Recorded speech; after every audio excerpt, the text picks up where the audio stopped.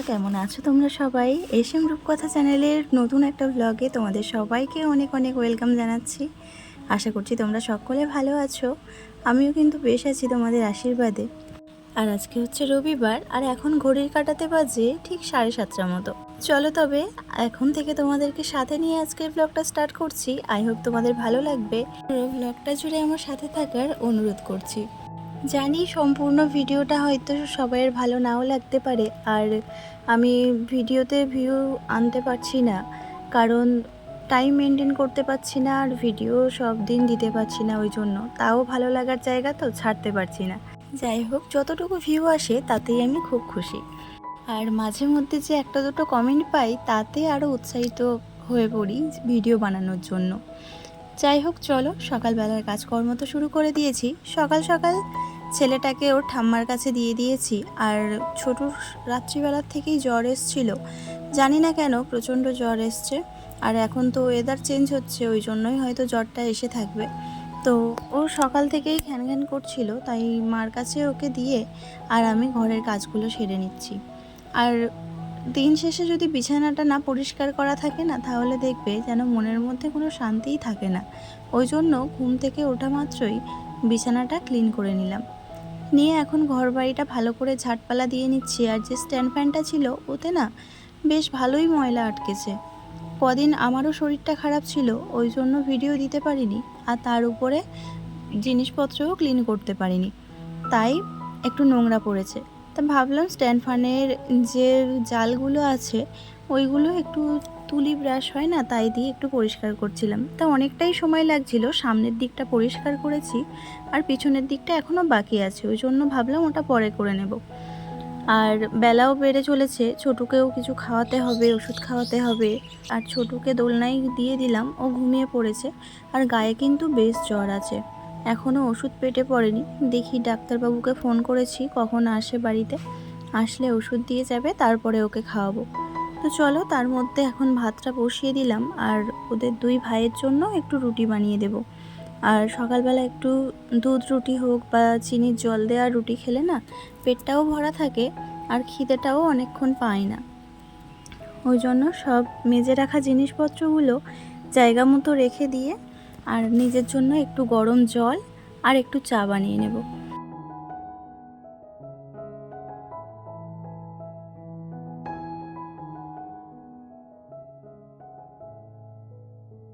সব কিছুর থেকেও নিজের খেয়ালটা রাখাটাও তো খুব জরুরি, তাই না বলো? যদি নিজেই সুস্থ না থাকি তাহলে অন্যকে সুস্থ রাখবো কী করে? ওই জন্য সকালের এই যতটুকু ছোটোখাটো টিফিন হয় এটা একটু টাইমলি করার চেষ্টা করি। সকালবেলা গরম জলটা খেলে নিজের মধ্যে যেন একটু এনার্জিটা পাই, আর তার উপরে একটু যদি তারপরেই চাটা খেতে পারি তাহলে আরও এনার্জি বেড়ে যায়। আর এনার্জি যদি না থাকে তাহলে কাজ করার মতো মানসিকতাও থাকে না। ওই জন্যই দুটো জিনিস আমার লাগে। আর নিজের একটু কেয়ার না নিলে তখন দেখা যাবে নিজের শরীরটাই খারাপ হয়ে যাচ্ছে, তখন অন্যকে আর সময় দিতেই পারবো না বা অন্যকে ভালো রাখতেই পারবো না। ওই জন্য সকালে এই জল আর চাটা একটু টাইম মতো খাই।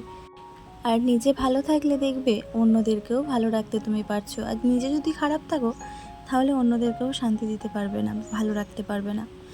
তাই জন্যই এই টাইমলি মেনটেন করা। আর যাই হোক, চলো এখন আটাটা চেড়ে নিলাম, কেননা রেশনের আটা, ওতে অনেকটাই গমের যে খোসাটা থাকে ওটাই থাকে। ওই জন্য আটা চেলে নিয়ে ওটা একটা বয়ামে রেখে দিলাম। আর যতটুকুই লাগবে সেইটুকুনি আটা নিয়ে একটু রুটি বানিয়ে দেব। আর গোলা রুটি করলে না ছেলেদের একটু জলে বাটিতে একটু জল দিয়ে চিনি দিয়ে দিলে গোলা রুটিগুলো রোলের মতো করে পাকিয়ে নিয়ে ওরা বেশ খেয়ে নেয়, আর কোনো কিছুই ওদের লাগে না। তো চলো, দেখতে দেখতে আমার কিন্তু ভাতও হয়ে গেছে, ভাতটা উপর দিয়ে দিয়েছি, আর এর মধ্যে আমি রুটিটাও বানিয়ে ফেলেছি। তো ওই যে বললাম, ওদের বাটিতে করে একটু চিনি দিয়ে আর একটু জল দিয়ে দেবো, দিলে ও এইগুলো বেশ ভালোভাবে খেয়ে নেবে। আর ছোটু আজকে কি করবে আমি জানি না, ওর যেহেতু জ্বর এসছে তো ওর তো একটু জোর করেই খাওয়াতে হবে।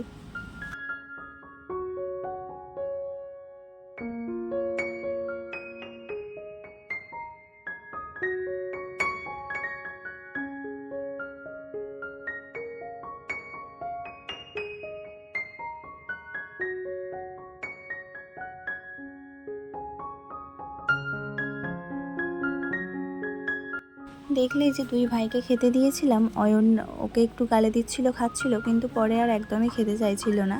তাই রুটিটা একটু বাটিতে ভিজিয়ে রেখেছিলাম, তারপর একটু নরম হয়ে যেতে আর ফোনে একটু কার্টুন চালিয়ে দিয়েছিলাম, দিতে ও মানে কার্টুনের দিকে মনটা ছিল তো, তাই একটু খেয়ে নিয়েছিল। আর বাচ্চাদের এই হ্যাবিটগুলোই আমরা খারাপ করে ফেলি, যে একটু খেতে না চাইলে কার্টুন দেওয়া বা একটু বিরক্ত করলেই কার্টুন দিয়ে বসিয়ে রাখছি, এইগুলোই কিন্তু আমরা খারাপ করে ফেলছি। কিন্তু কিছু করার নেই, এখনের মানে দুনিয়াটাই এইভাবে চলছে। আর একটু কিছু না খেলেও তো ওষুধ খাওয়াতে পারছিলাম না, ওই জন্য বাধ্য হয়ে ফোনে একটু কার্টুন চালিয়ে দিলাম। আর যাই হোক চলো, তারপরেই ডাক্তার এসেছিলো, এসে ওই ওষুধগুলো দিয়ে গেল, বলল এক্ষুনি খাইয়ে দিতে, গায়ে 102-এর মতো জ্বর ছিল। তো ওই জন্য ওষুধগুলো খাইয়ে দিয়ে ওকে ঘুম পাড়িয়ে দিয়েছি, দিয়ে আর আমি চলে এসেছি রান্না করতে। আর দুই ভাইয়ের জন্য একটু ডিম ভেজে রেখেছি। আজকে রান্না হচ্ছে শোলা কচু দিয়ে, আর পাতি কাঁকড়া হয়, সেই পাতি কাঁকড়া দিয়ে একটু রসা রসা তরকারি হবে, আর একটু কাঁকড়ার টক করব। অনেক দিন ধরে কাঁকড়ার টক খাওয়ার ইচ্ছা হচ্ছে, তো যাই হোক আজকে একটু কাঁকড়ার টক করব, আর উচ্ছে আলু দিয়ে ভাজা করব। তো এই হচ্ছে আজকে খাবার মেনু। তো চলো এখন রান্না হতে হতে আমি রান্নার জায়গাটা একটু পরিষ্কার করে নিই, তাহলে আমার অনেকটা কাজই মানে কমে যাবে। আর যেহেতু গ্যাসে রান্না হচ্ছে, আমার তো উনানে আর কাটতে দিতে হচ্ছে না, ওই জন্য আমি রান্না করতে করতেই রান্নার জায়গাটা পরিষ্কার করে রাখছি। আর দেখি এর মধ্যে বাসন কটাও মেজে নিয়ে আসা যায় কিনা। আর কিছু জামা কাপড়ও আছে, সেই জামা কাপড়গুলোও কাচতে হবে জানো, অনেকটাই জামা কাপড় জমে গেছে। আর এই কদিন তো মাঝে মাঝে বৃষ্টি হচ্ছে, আবার রোদ বের করছে, তো এইভাবে না জামা কাপড়গুলো আর কাচাই হচ্ছে না।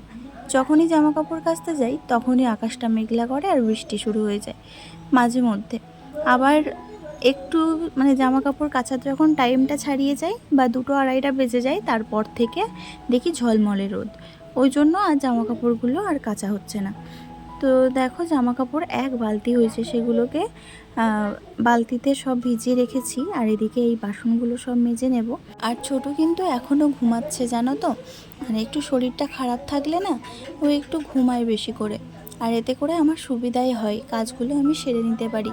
তো যাই হোক চলো, জামা কাপড়গুলো ধুইতে ধুইতেই ছোট উঠে গেছিলো, তাই জামা কাপড়গুলো ধুয়ে মেলে দিয়ে আর ওকেও স্নান করিয়ে দিয়েছি, আমিও স্নান করে নিয়েছিলাম। তারপরে দুপুরের খাবার দাবার হয়ে গেল, হয়ে যেতে ওকে নিয়ে আবারও একটু ঘুম পাড়িয়েছিলাম ওষুধ টষুধ খাইয়ে দিয়ে।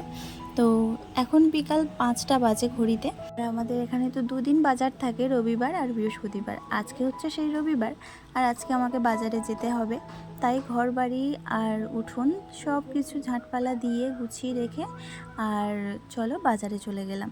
আর বাজার থেকে যেই আসতে যাব অমনি বৃষ্টি শুরু হয়েছে, তাই বাজারেই আটকে গেছিলাম, আর সন্ধেও হয়ে গেছিলো আসতে। তাই বাজার থেকে এসে চটপট করে মাছ টাছগুলো ধুয়ে নিয়ে আর এই যে বাক্সবন্দি করে আর ডিপ ফ্রিজে ঢুকিয়ে দিলাম। এখন যেহেতু কিছু রান্না করব না, ওই জন্য বাক্সে করে নিয়ে আর ডিপ ফ্রিজে রেখে দিলাম। আর আজকে একটু আম আর শসা নিয়ে এসেছি, যেহেতু আমাবতী চলছে ওই জন্য। আর এই যে এই সব বাজারগুলো করেছি। আর এখন তো পুজো দেওয়া যাচ্ছে না, আর তোমরা কেউ কেউ পুজো দিচ্ছ কি না আমাকে কমেন্ট করে জানাবে। আমরা কিন্তু একদমই পুজো দিচ্ছি না, কেননা শ্বশুরমশাই বারণ করেছে, তাই জন্য। তো চলো আজকের মতো এখানেই শেষ।